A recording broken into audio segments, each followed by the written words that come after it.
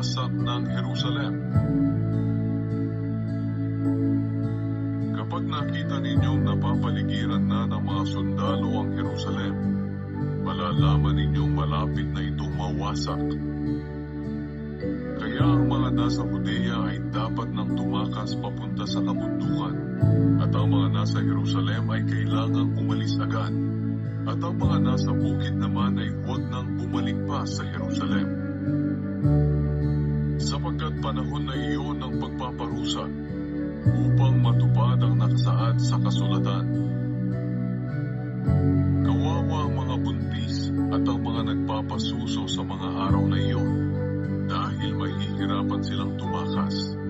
Darating ang napakatinding paghihirap sa lupain ito, dahil sa matinding galit ng Diyos sa mga tao rito.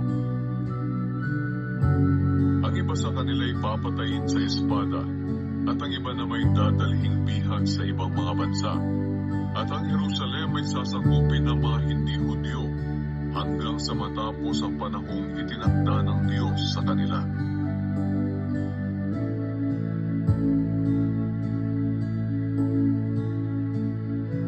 At kung makabalita kayo ng mga digmaan at mga himagsikan, huwag kayong matakot. Kinakailangang mangyari ang mga ito, ngunit hindi pa kaagad darating ang katapusan. Sinabi pa ni Jesus sa kanila, magtitigmaan ang mga bansa at mga kaharian.